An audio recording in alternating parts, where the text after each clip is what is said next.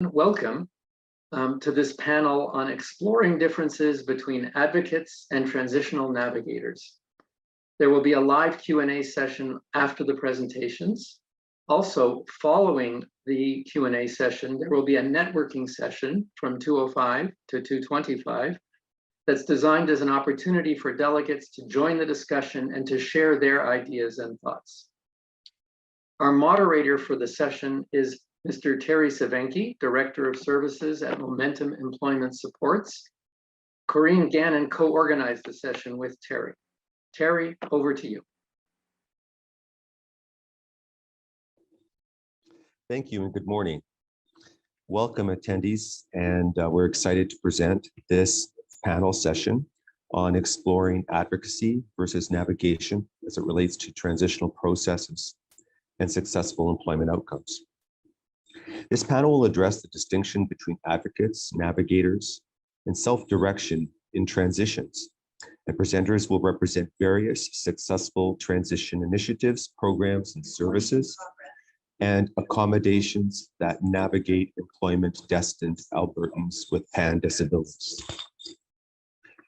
So this panel consists of organizations. Can you hear me okay, by the way? Do you hear an echo or anything? It's all good, Terry. Oh, great. Thank you. All right, then. So we have, we will be addressing people who navigate services and promote self-advocacy, supporting parents, family members, community stakeholders, and employers as they navigate transitions to employment. We'll also present a unique view from a multicultural navigator's perspective of transitioning newcomers with undiagnosed disabilities, presenting the need for greater cultural awareness, and explore the cultural barriers to understanding and accommodating disabilities within various cultural communities and the potential impact on employment success. We will explore the significant impacts of workplace bullying and harassment on Canadians with disabilities, create awareness regarding the various kinds of workplace bullying and harassment, and present a multidisciplinary approach to support employees to navigate through this traumatic experience. And we will also examine the Canadian Indigenous, First Nations, Métis, Inuit peoples' perspective with disabilities and needs for cultural employment navigators, including a presentation on a unique mobile career development model that reaches out to Métis rural communities, providing a career development navigation and support. And then we will conclude with an introduction of a novel concept of disability accommodations navigators that transition employment destined Albertans through assessments to identify accommodations and skill development needed to navigate accommodation implementation and integrate the employee into the workplace during the employment probationary period. And we will also navigate employment retention accommodations or career advancements within their workplace as is required. So our first speaker today will be Sahana Parmiswa. She's the Executive Director of the Gateway Association. She is on Treaty 6 territory, and Sahana works diligently to be a strong ally for the disabled community and the various intersections occupied by the members of this community. Her international experience and varied background enable her to bring collaborative action, anti-oppression practice, and accessible consent to the world of equity, diversity, and inclusion. Her other identities are feminist, mom, and queer woman of color. Welcome. Thanks, Terry. I'm having some problems with my sound, of course, IT problems. So I'm going to kind of try to speak really loudly, and I apologize. So my name is actually Renata Furwash with Gateway. Sahana fell ill with the flu yesterday, like most everyone else I know right now. So I'm going to take her part. So to begin, I'd like to gratefully acknowledge Treaties 6, 7, and 8, and the many First Nations, Métis settlements, and the 6 regions of the Métis Nations of Alberta and Inuit who have lived and cared for these lands for generations. I'm grateful for the traditional knowledge keepers and elders who are still with us today and those who have gone before us. I make this acknowledgement as an act of reconciliation and gratitude to those whose territories we work, play, reside, or are visiting on. For those who are visually impaired, I'm Caucasian, I have longer blonde hair, middle-aged, I wear glasses, I'm wearing a gray sweater with a blue necklace. Okay, so today in this panel presentation, just waiting for my slide to come up. Today in this panel presentation, we're going to be talking about navigation in human services. And in particular, do you want to click to the next slide, please? In human services, and in particular in the area of work and supported employment. We'll be discussing how this looks. We're going to be discussing how this looks for different human service organizations that are here today with their various lenses and differing perspectives. So what we are referring to when we talk about navigation in this context is navigation refers to supporting program participants to get from point A to point B, to point C, to point D in their employment journeys, building their capacity through the process. By navigating the employment process for both job seekers and for employers, at Gateway, we are supporting them on their journey and leading them through that journey while building their capacity at the same time. The goal is to build skills, knowledge, empowerment, and independence rather than creating dependency. So we're always thinking about how we're building capacity rather than creating more dependency on Gateway supports. So by navigating rather than just doing for, job seekers and employers are able to understand and access the resources they need in their inclusive employment journey. Successful navigation not only addresses their need for successful employment, but also addresses their need for building confidence and control and empowerment over their own journey. Gateway Association is, next slide, please. Gateway Association is a family resource center and an employment resource center. We are located in Edmonton, Alberta and Calgary, Alberta, and support families and job seekers across the province, Treaty 6, 7, and 8 land. Gateway is over 46 years old, and our purpose is the transformation of community through the lens of disability. So Gateway's employment program supports job seekers ages 16 and up who live with disability or mental health challenges. In our supported employment program, navigation begins even before the job seeker begins consultation with us, requiring inclusive design throughout the entire pathway. This pathway ensures that job seekers are, number one, aware of our program through our ongoing information sessions. Number two, they see themselves as eligible for these programs. And number three, they know what to expect of the program. They understand what their expectations are, what they can expect from us, and they feel comfortable accessing the program. All of these steps and more need to be ensured even prior to the first point of contact.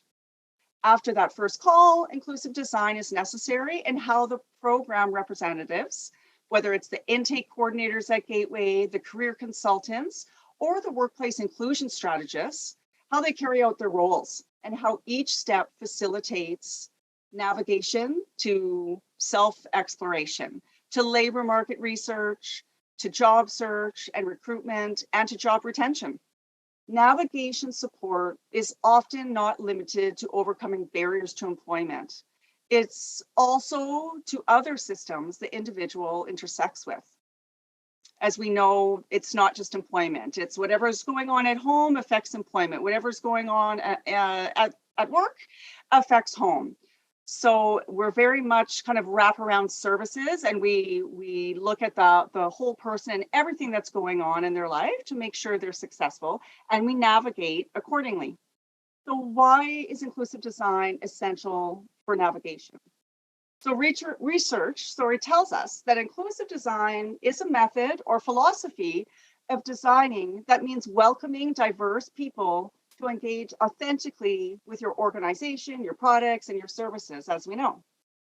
It considers cultural, social, and other needs, which extends past those of the perceived typical user. It complies with legal accessibility codes, considers content itself, so things like clear language and ensuring we're not using exclusionary language, and it takes into account usability. So a gateway inclusive design remains an ever-present goal and a standard in all of our program development and as a tool for effective navigation. So when participants come into the program, they're coming to us because they live with a disability and they're facing some extra challenges or barriers. Many of these challenges we found are around access itself. So during our process, we're coaching participants on how to access the many supports and services they're going to need now and in the future. So the employment process is, always a shared responsibility between the consultants and the participants. Of course, we keep in mind that this is supported employment, but we will often tell job seekers and participants, we work as hard as you do. So we adapt according to their skills and their abilities, but it's a shared responsibility. So we're coaching participants around how to plan and vision for their future, around obviously, teaching resume writing, interview strategies, all of those pieces of pre-employment, the job search and networking strategies, sharing resources and pathways to counselors to support their mental health. Like many of us, we're seeing a lot more mental health challenges during the pandemic. So this has been a big focus for us. These feelings of isolation and things like that, anxiety. So we're doing a lot of different things to kind of help job seekers build their skills, add things to their toolbox.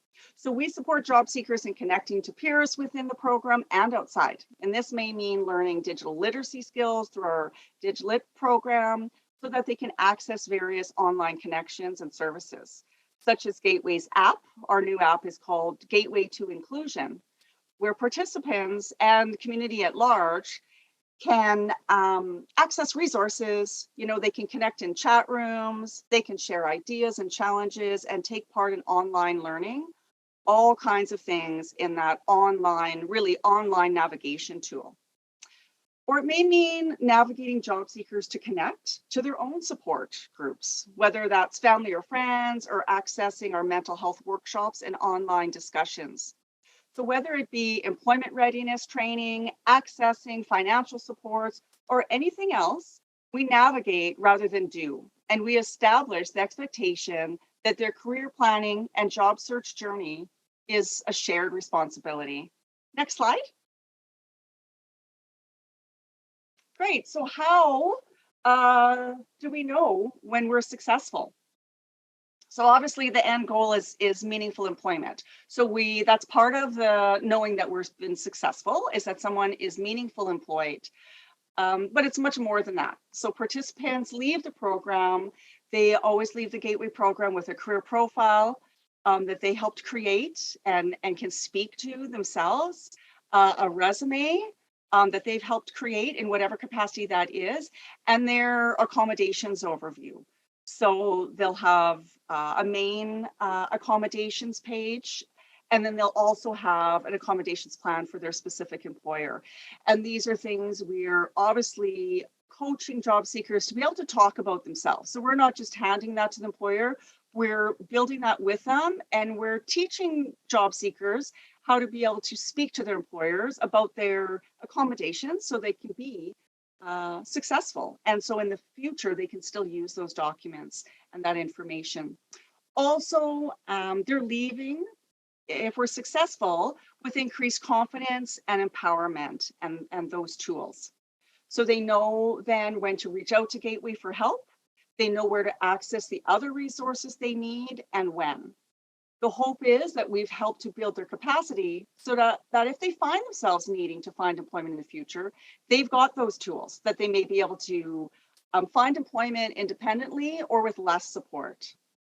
So they have, with our support, created a pathway to many of the supports they need, and they know when to access those supports and are able to access them independently. Those are the things we look for to know that we've been successful. And then for employers, we're also building capacity and navigating for them. So their success would look like, they've got a pathway to Gateway to know how to access new candidates and a plan. They understand where to go for support in creating more inclusive practices or for training within their organization. They feel confident and empowered themselves. They may need less and less support from Gateway or other agencies as we have built that capacity within the hiring managers and HR team.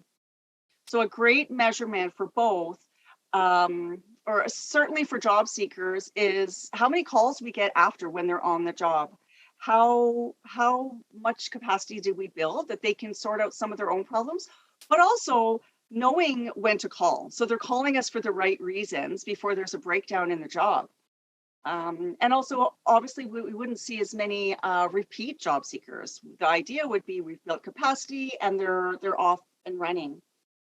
We also interview participants post-employment and after the program to see how they feel about their knowledge, their confidence around finding their own resources and when they would need to access those resources.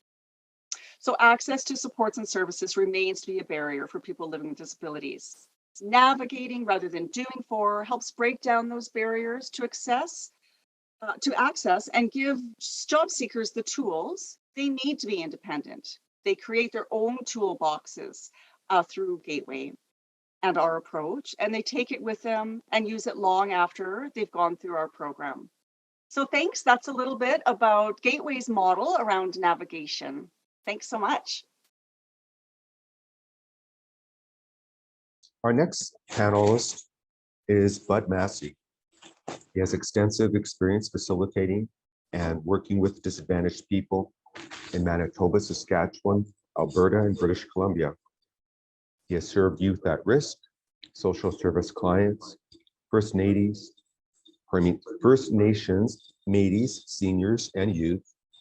And as a business owner of over 40 years, Bud has been a partner in Lockton Associates and the owner-operator of the Alberta Career Institute.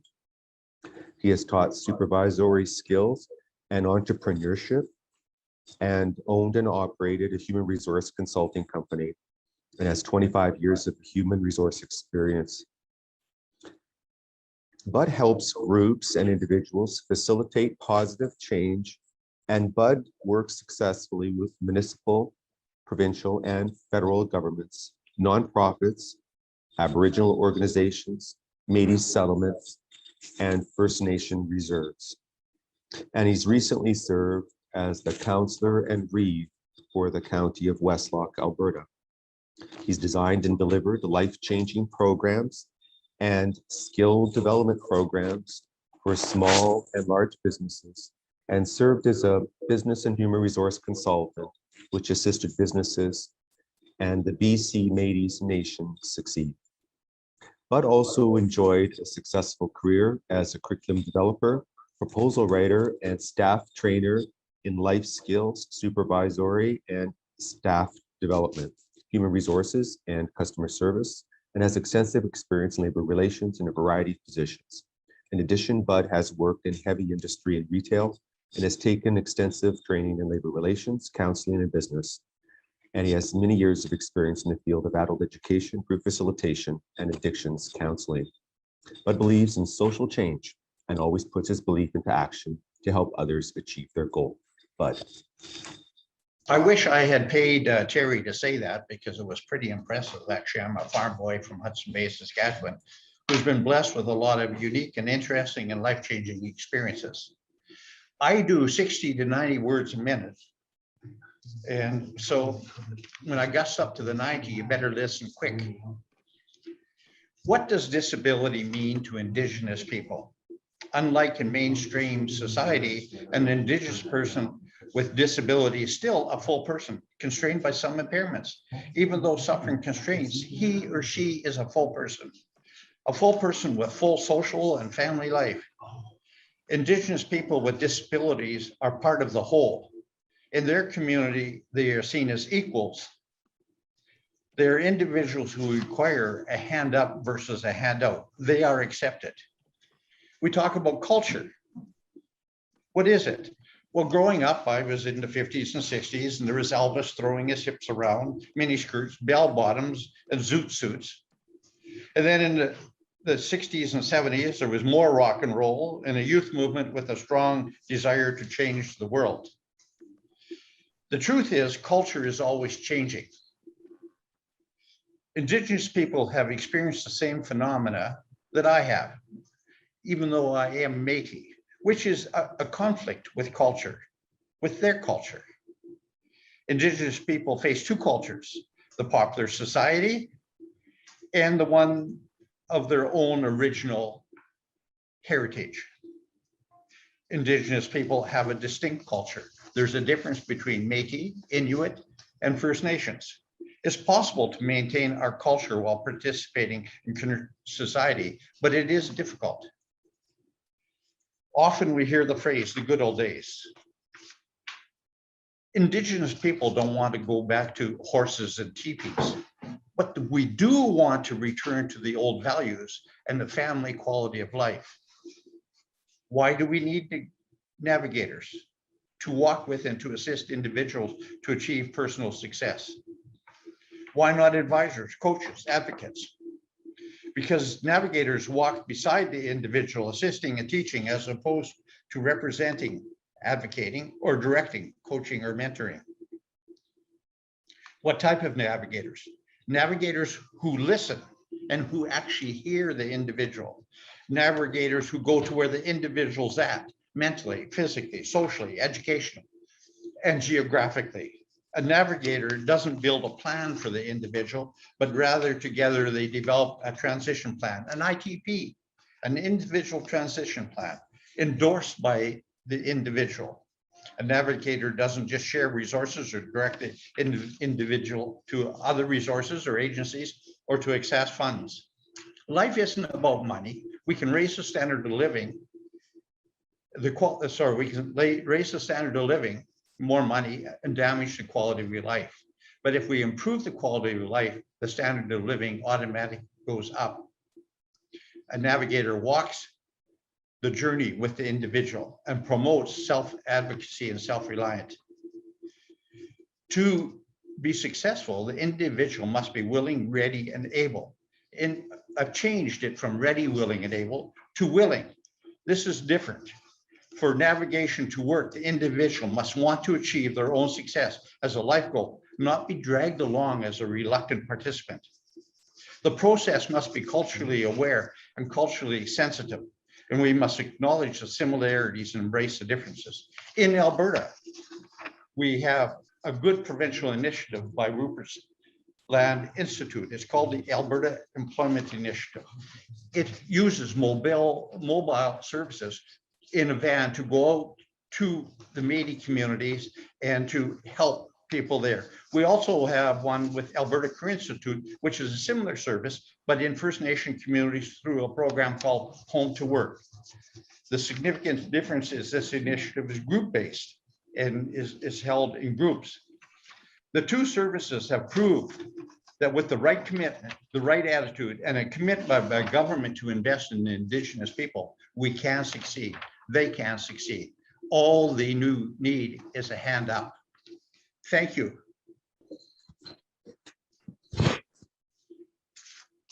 Thank you, Bud.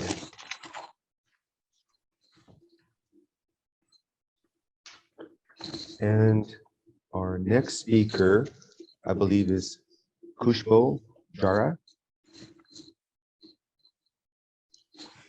All right, so I'll just introduce you briefly, Kushbo. Kushbo is the case manager and navigator at the Aga Khan Council for Canada. All right, so Kushbo is presently working towards her master's in the area of newcomers with disabilities. And she has spent 10 years as a navigator transitioning newcomers with PAN disabilities through community programs and government services that are not user-friendly, coherent, or easy to navigate, nor inclusive. In her role as a navigator, she transitions individuals with the intent of leveling the playing field as they attain skill development and move to secure employment needed to achieve self-efficiency. Her personal goal is to enhance the understanding of the existences of disabilities within the multicultural groups that she serves and the need and awareness of cultural traditions when working with individuals. I look forward to your presentation. Thank you. Hello, Terry. Thank you so much. Hello, participants. I'm Khushbu Jaria. Can you hear my voices?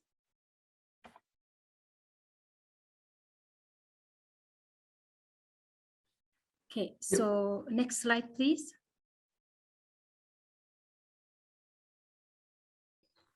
So today We can hear you fine. Thank you. Okay, thank you, Terry. Today, I will be talking about cultural awareness and how important it is in order to build bridges and an understanding of how newcomers or faces challenges in their daily lives to not only navigate, but also to really raise their voices and really come forth and to seek support.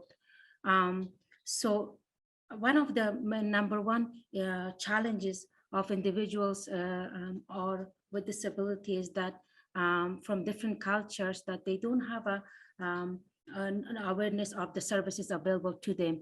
And that's really key in knowing that who you're serving and what their barriers are.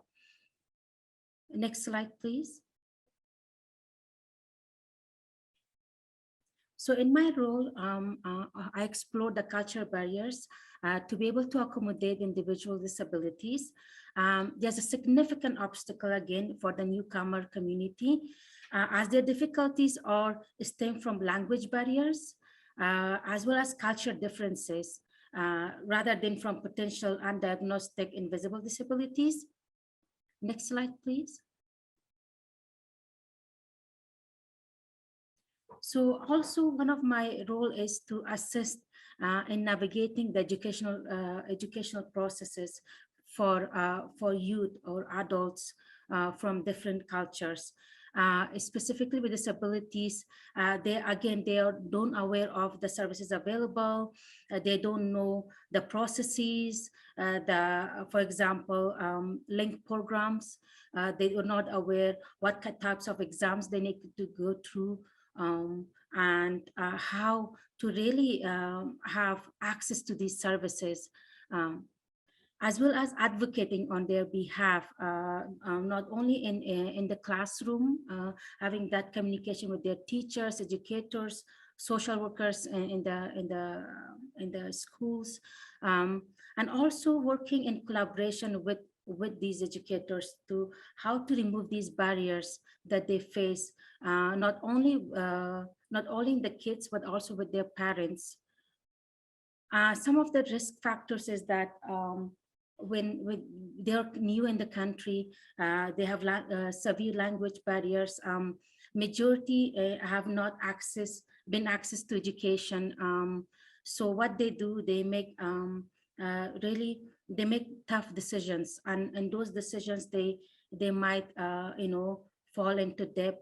They might not know, or instead of accessing the government funds, they might unfortunately end up taking loans, and not, of course, not being able to reach the services and programs to assist them. Next slide, please. So moving forward, I guess my goal is to work collaboratively in order to make navigation processes smooth for individuals and families with disabilities. A community consultation with the clients as they navigate through skill development or employment. Support obtaining diagnosis of any disability and medical or mental health issues that often or majority of them are masked by cultural language barriers. And this area is key to providing services, because there are majority of times, depending which country they have come from, there are times that we don't find interpreters to be available to interpret and really go through that medical assessment thoroughly with their medical professionals or family physicians. So there's a lack of interpreters at a majority of time. And it's so difficult for the individual to really identify their needs, right? Identify their health. This is the area where they really need the support. So this area has been crucial in finding interpreters, as well as different navigators to support them. As well, to identify disability accommodations which they will need to retain employment or to advance within their employment, right?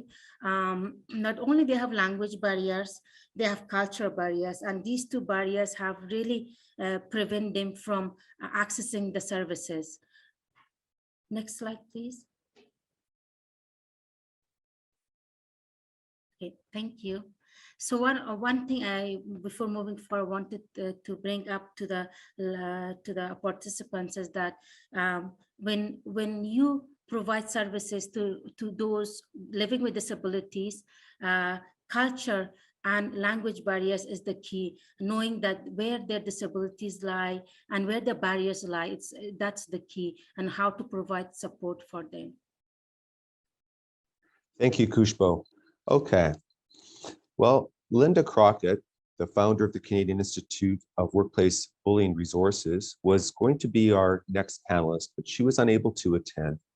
So in her place, and in addition, I would like to invite all attendees to look at the resources to connect with the Canadian Institute of Workplace Bullying. And so Tammy Dunnett, the CEO and founder and communication coach of Workplace Conflict and Bullying Relationship Revolution. She is an ex-target of workplace bullying, and she has turned communication and leadership, turned into a communications and leadership coach to create psychologically safe workspaces. As the CEO and founder of Relationship Revolution, she works with employees and leaders to close the gap from where they are, where they want to be. Tammy is changing the way leadership is done to create better workplaces by elevating and empowering conversations that matter. We welcome Tammy Dunnett. Thank you, Terry. I appreciate the mention of Linda. She's such an important voice in this arena, and I'm honored to be here in her place. As Terry mentioned, I am an ex-target, and I have one of those invisible disabilities, in that the anxiety and the panic attacks are around somewhere and waiting to show up. Now, I didn't know the signs of workplace bullying, and it's why I became so impassioned about helping others recognize it and get ahead of it, so they never need to be where I was. So my whole focus today is to help create better workplaces for everyone, by everyone, to end workplace bullying and incivility. So I'm here to empower you today to be proactive and part of the solution as an employee, a leader, or an employer. Next slide, please. We know from the research, so my background is healthcare and education, and in healthcare, 85% of healthcare workers witness or experience workplace bullying on a regular basis. We know that those who have disabilities are 2 to 4 times more likely to be bullied. We also know those stats are probably underreported because many people are unaware of the signs.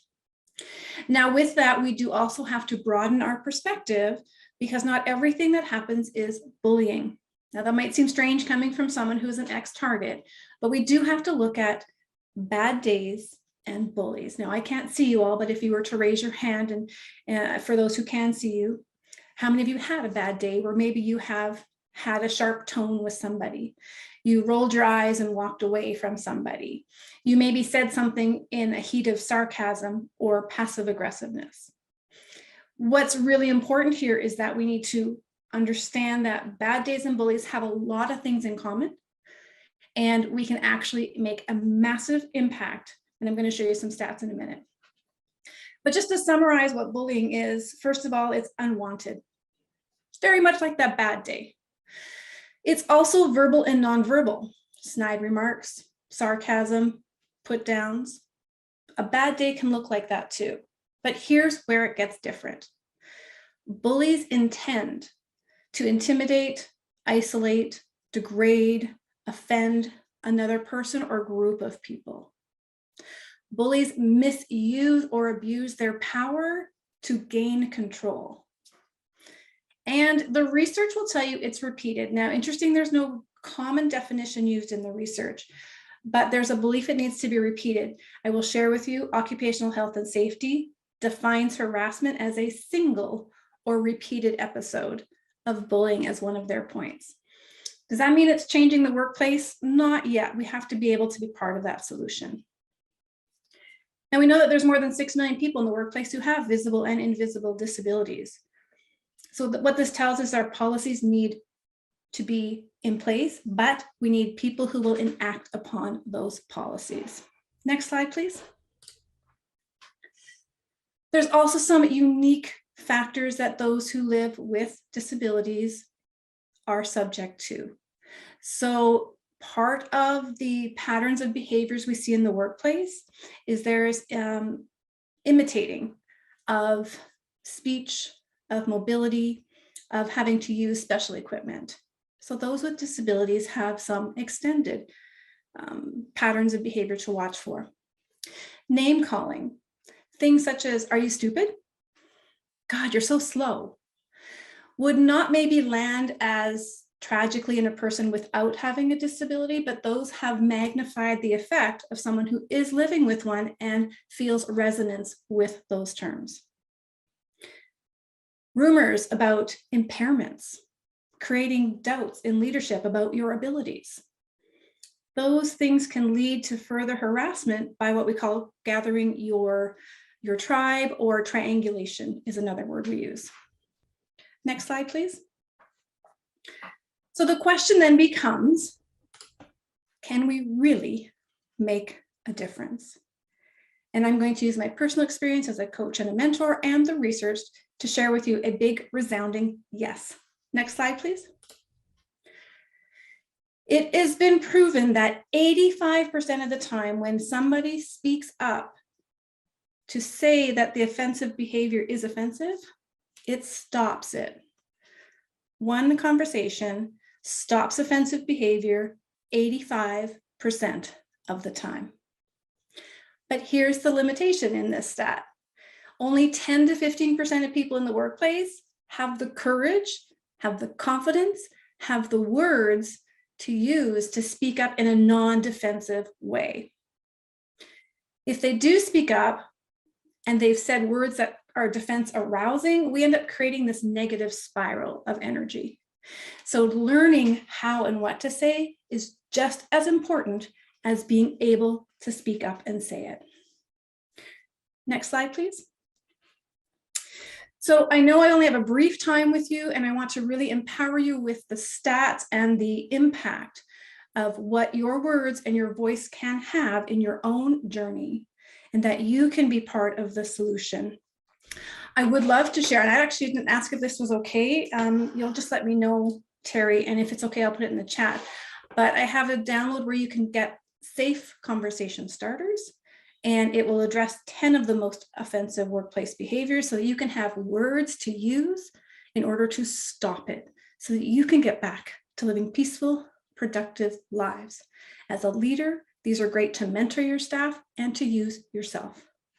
And I thank you, Terry, for the opportunity to come and share those empowering stats with people, that they can be part of the solution and change their environment.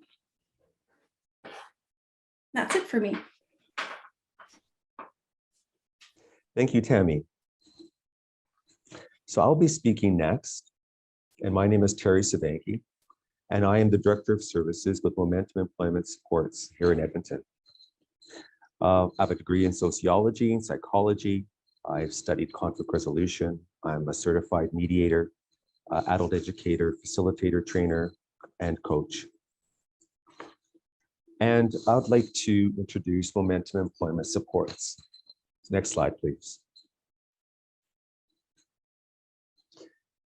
So we help Albertans realize their potential by providing assessments, accommodations, and services needed to support those with even subtle disabilities or invisible disabilities to access opportunities in the workplace, or support their learning in preparation for employment destined bound. Next slide, please.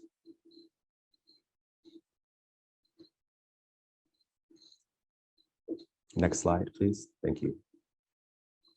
So usually we hear this sequence is not usually willing, able, and ready.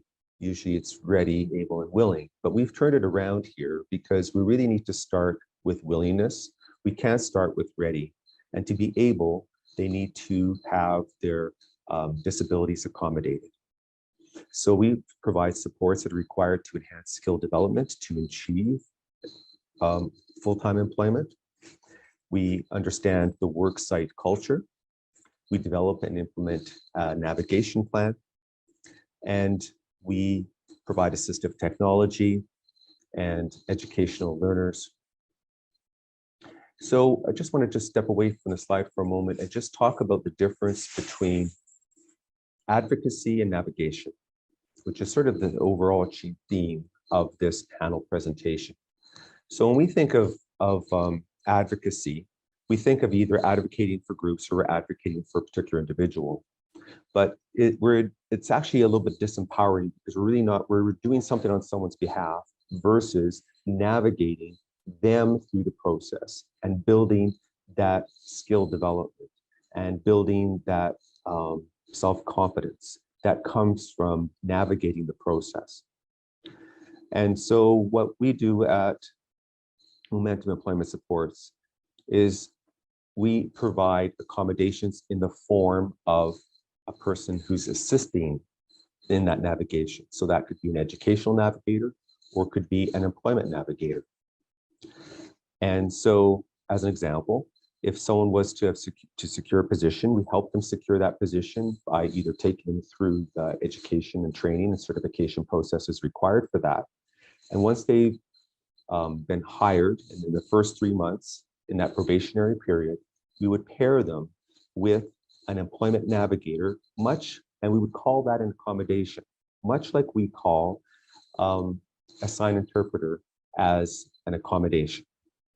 And then we help that person integrate into the workplace environment, create a customized approach to address their needs, and help them implement assistive technology accommodations or other accommodations that would assist them in being successful in their role.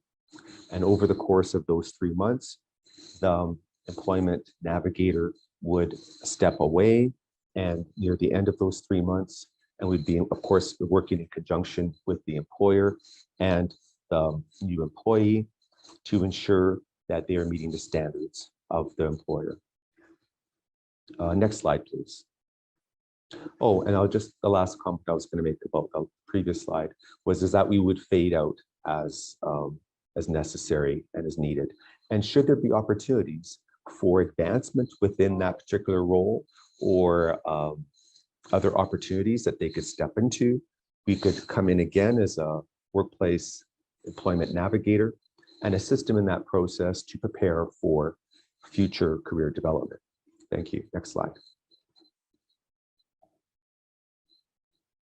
So in order to access accommodations, we need to have a diagnosed disability. We're not going to go into disclosure this time, but disclosure is always something that the employee is at choice. So they're never expected or they have to disclose, but if they do want to receive accommodations, they have to disclose at least the diagnosis and the recommendations for assistive technologies, supports, and accommodations. So once we have that information, we could do an additional workplace assessment to identify the challenges and skill set development that needs to occur. And then we would, excuse me. Oh, I'm looking at the time. Let's go to the next slide, please. And the next slide. All right, so we can continue going through the slides here. Okay, we'll just stop there for just a moment. So we are beholden to the funder. So the funder pays for the accommodation. We provide the accommodation, and our contracted accommodators, who are the workplace employment navigators that are paired with our clients, would provide those services. So it's individually driven, and we navigate right from entry and skill acquisition through the entire process to meet all of the milestones in order to become a permanent employee after 3 months. Next slide, please.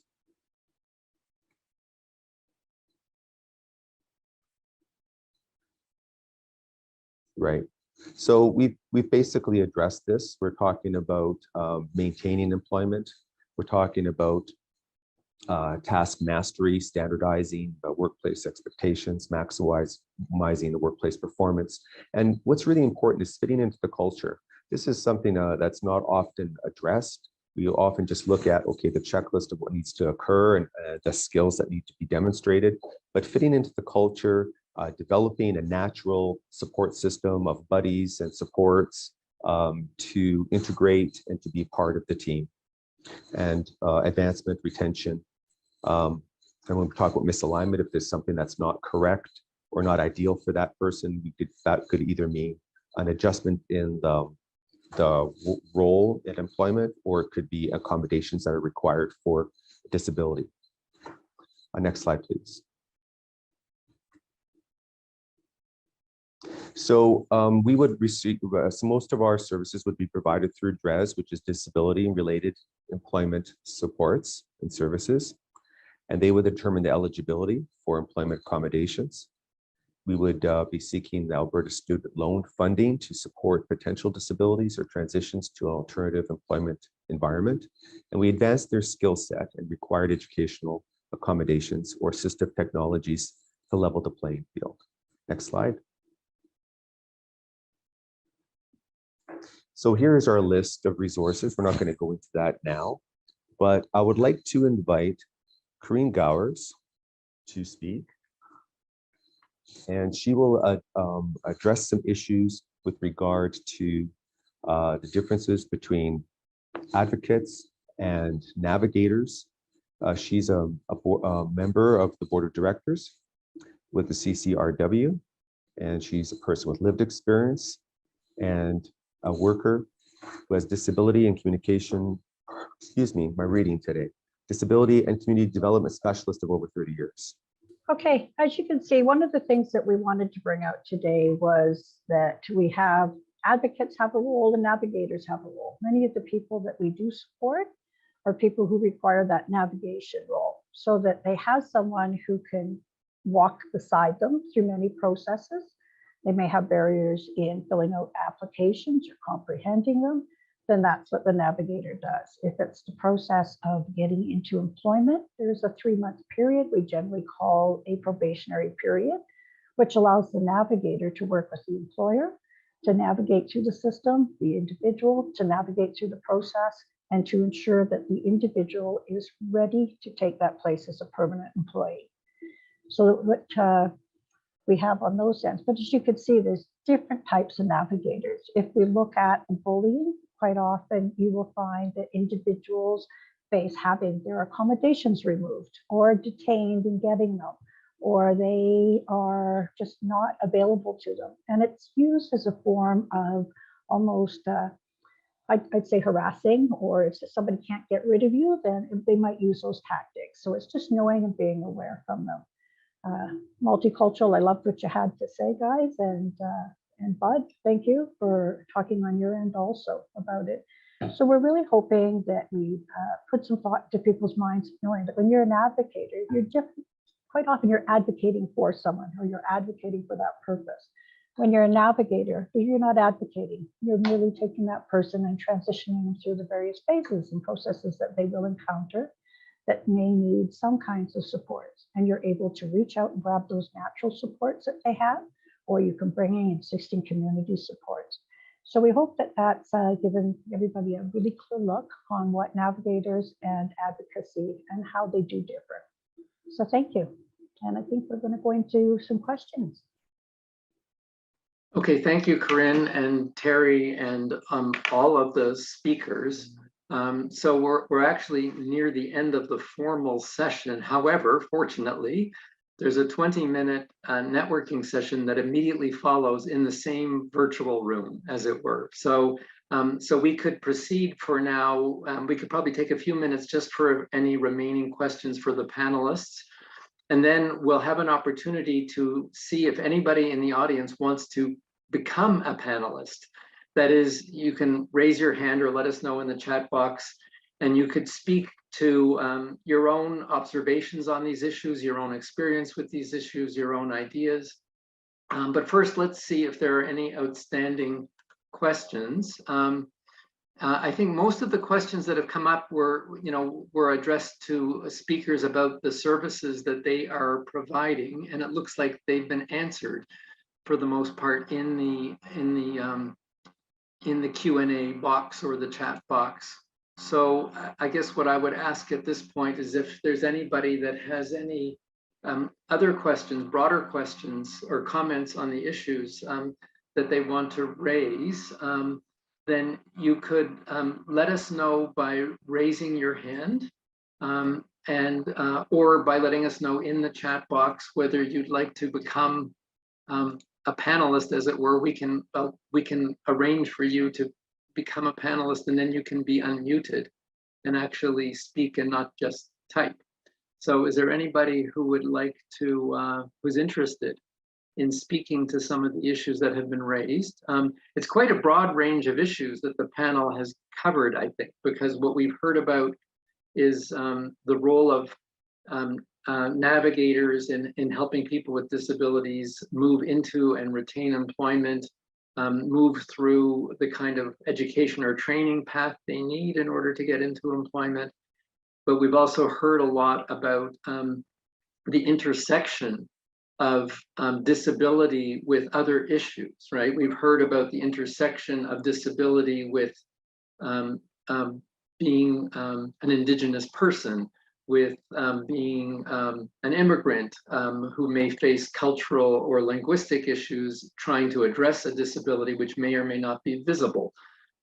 We've heard about the intersection between disability status or having a disability and the likelihood of being bullied, which I think is kind of an important insight that, that people who have disabilities are much more vulnerable to bullying than people without disabilities are. So we've heard about a kind of range of issues.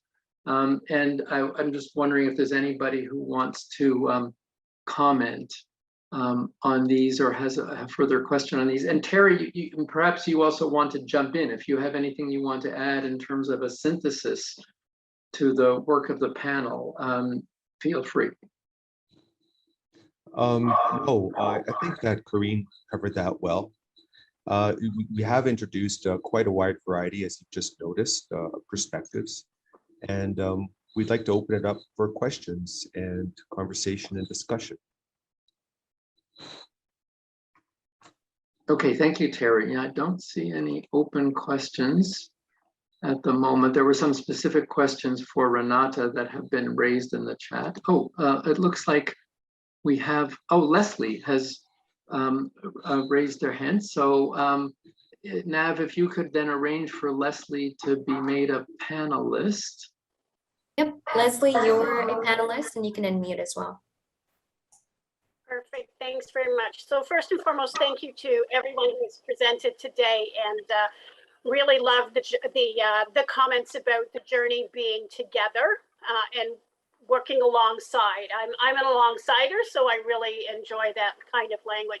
I'm curious to understand how the principles that you are practicing within your own communities fits alongside what the career practitioner certification is, which is pretty much people are on the program train and you go along and along and along and along and along, and then you get catapulted off the end, and that's the end of the support that's provided to you. I love this model. I love that everybody is using this model of support. I like the language of Navigator. It is very different from the language that is being used here in Nova Scotia, which is like the box of job developer.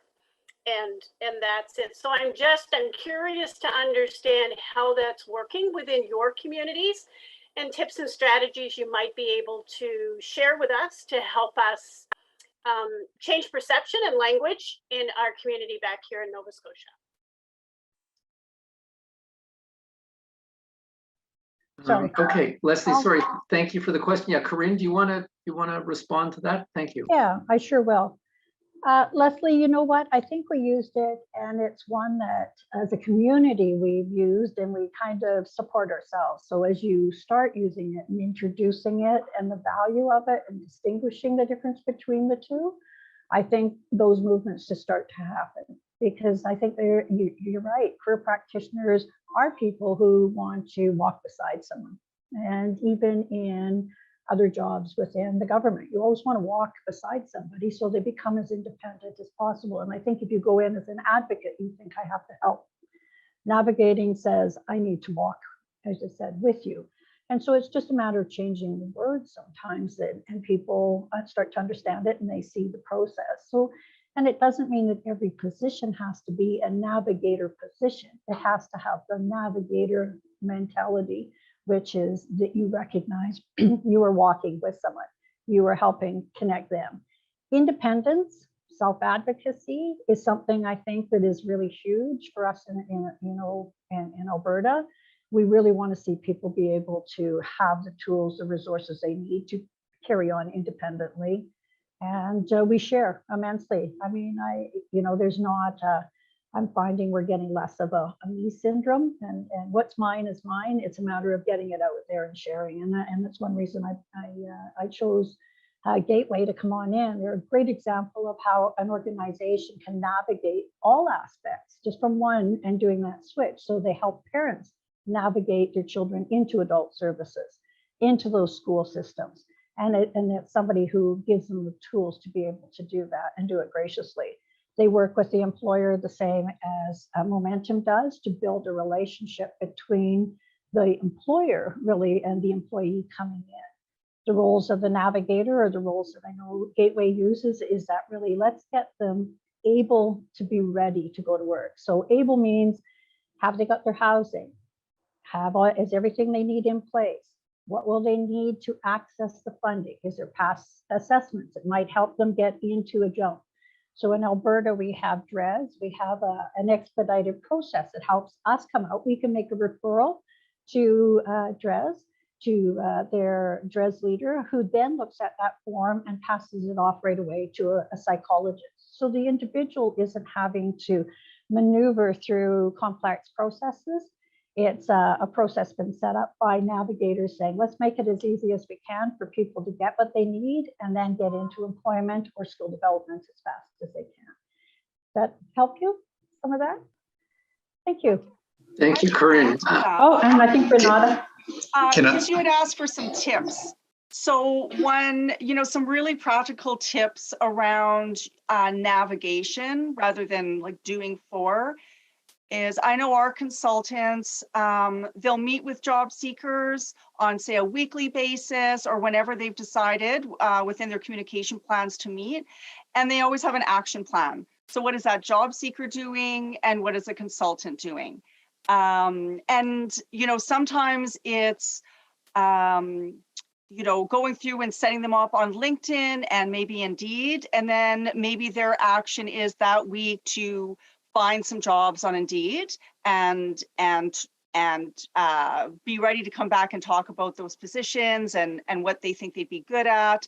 Or sometimes it might be just applying to those jobs and the consultant will follow up with those employers. So it's building that capacity throughout the whole process so they know exactly what's going on and they're actually doing it. Some are doing a lot of it and some are doing just a little, but the consultants will get to know what they can give the job seekers to do. So that's one example. And with employers, one of the examples, the tips would be give them the processes. So just a simple process. So for when you need a candidate, this is the process you'll use with Gateway. You can call this number. We try to make it as easy as possible and give the employer as much info as they can to just do it themselves and be able to train other managers on how to hire inclusively. So we don't try to complicate too many things at the beginning, but give them the process that they'll need to move forward. So that's a couple like little, you might be doing those already, probably are, but those are some of the things that we do to build capacity.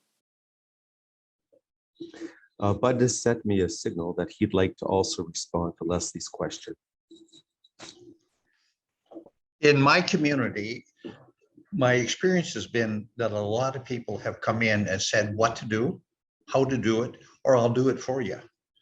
And so sometimes to be a navigator means that we also have to educate the people that we're navigating with, because they are more used to the old system. And so changing to a navigation system where we're actually give a man a fish, you feed him once, teach him how to fish, you feed him for a lifetime. And so that's a process, not an event. We continually have to address the issue of, well, what are you going to do for me? No, this is what we're going to do together. It's not a one-stop shop where you get it done for me and I thank you. It's I'm going to work with you, walk with you, do it with you, and then you can do it for your family, your friends, for yourself, for a lifetime. Thank you.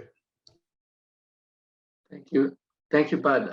Corinne, I see you have your hand raised. Was there a further comment you wanted to make?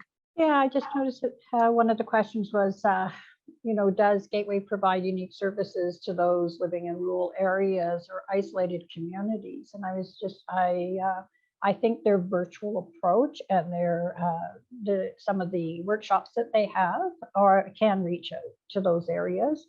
And I believe they're down south in Calgary. And Renata will correct me if I'm wrong on that.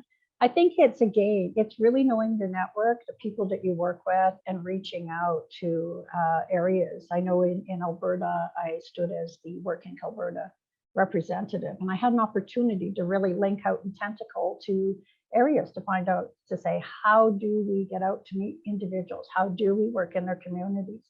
And that virtual approach of working was incredible. And I think they're out east. I'm not sure if you have them where you are, Leslie, but it's asking them, ask for those connections and those resources. And I think anyone that's on the panel, if you needed that kind of a resource or information, you would be able to get it just by reaching out to us, and we'll sure help you, because we some of us have that cross Canada perspective to us also. So thank you. Thanks, Corinne.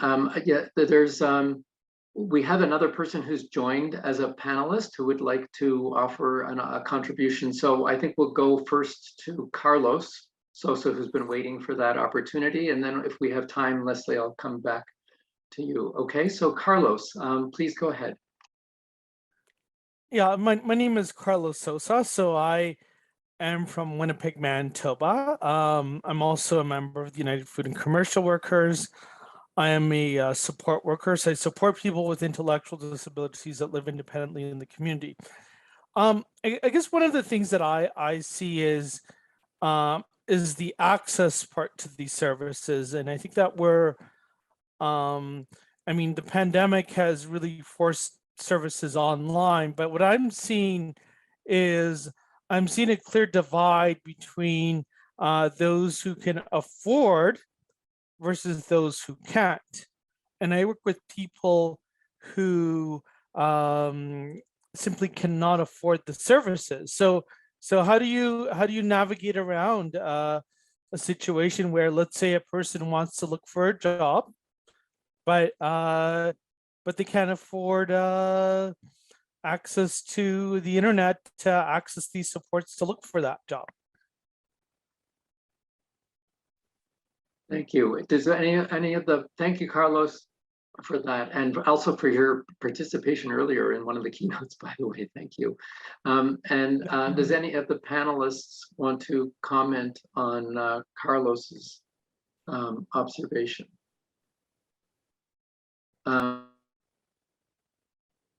Sorry, Corinne, if you could go ahead. Thank you. Okay. Hi, Carlos, whereabouts are you from? Sorry. Winnipeg. Winnipeg. Winnipeg. Yeah. Oh, okay. Okay.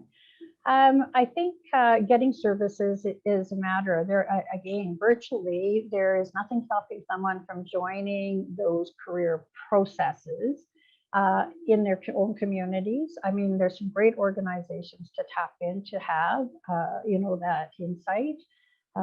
You know, in your area, you guys, in Winnipeg, you have some really good ones. Is tapping out to them virtually and saying, but if you let people know there's communities out there where people aren't reaching. So in Alberta, we have a bit of wiggle room. So we have momentum, and momentum can go out to areas where there is no existing services and provide that career services on a basis of one-to-one. So they go out and they can do it virtually, or they can do meetings in between and flux, just depending where they are. I know with Rupert's Land, that's exactly what they're doing, is they're going out to specific communities and they're setting up a career center so that people can jump in their own communities. So the whole point of that is really looking at the way, how do we support people in the communities they live in where their natural supports are, without having to move them away and into an urban setting where they might feel lost and alone, or into another rural area. And so there's different things that you can try within it that I think we just haven't really got out of the box and stretched on. And I think I encourage people, you know, get out of the box and try it. If you think it might work, or you're seeing that it doesn't work and you know why it doesn't, and try and think of something you can put in place that may help, or pick someone's brain that you see doing what you would like across the board. Yeah, even from this conference, you're going to gain a lot of insight into different services that can support you. So do reach out to your presenters and grab those hints and brainstorm, because I'm sure they're open to it. Thank you, Corinne. There's one more person who hasn't had a chance to speak yet who raised their hand, and I would like to give them an opportunity. And we only have a few minutes left. I should alert people because we have to, the session will close sharp at 2:25. And so Dawn Fraser has joined and has an observation or a question. And Dawn, if you could go ahead and unmute yourself now. And please go ahead. Thank you. I'm going to try to use as much speech as I can. And it's a comment very much relating to what Bud explained about we are whole people. And if we begin with that, we could use maybe a simple equity language to communicate that point, because every detail and all the steps we're taking to real inclusion is exactly right. It's all needed, it's necessary, it's the path. But Bud and myself and many others think we are already a whole person. So if we hold that image there and maybe not label ourselves as disabled or lack ability, but maybe that we're uniquely abled, everybody's uniquely abled, then we're automatically a part of the whole. And so then we have all the details and the research and the validity and the evidence that we need to get us step by step there mechanically. But in our minds, we need to know that we're all whole people. And I have a short little, I'm so nervous. I have a short little film or presentation on equity inclusion language model. And I have a chart, and it starts from the medical and goes all the way up through all the stages through society to true inclusion and employment. And it's just using a very simple, basic, common little language that once we just get a handle on that, everybody's going to take it to their own field of study and then use it from that perspective of we are a whole person. And if we think of it that way, I'm not disabled. I am not lacking ability. I am abled. I am uniquely abled. And everybody's uniquely abled all throughout their life. This little subtle shift in perspective is what I believe that the culture of Canada needs. The Indigenous have the wisdom, and many of us also have that wisdom in our hearts, but all of Canada needs to have that little teeny little teeny tweak of understanding and wisdom, and then we'll be able to integrate and include everyone with greater grace and elegance and honor and respect. And that's all I think I could say at this time, because I could say too much or nothing else. Thank you, Dawn. I really appreciate your I would really like to engagement. talk with Bud if it's possible to make a connection there and discuss some things with him. I don't know how I can do that. There is a way on the conference platform, I think, to connect with others. If that doesn't work for you, let us know. And if it's okay with you, Bud, we could provide Bud's email address to you, Dawn, if necessary. Is that Mine is on the DW website there with that little video presentation, and it has my email information. So if you feel comfortable. Okay, thank you, Dawn. We're going to have to bring the session to a close because it's going to end sharply in a few seconds. And I did want to have a chance to thank everybody. Thanks to Terry and to Corinne for organizing this session, to all of the speakers, to you, the audience, and especially to those who participated now, who joined and offered their contributions. Thanks to everybody, and hope to see you at other sessions of the conference. Thanks, everybody. Bye. Thanks, everyone.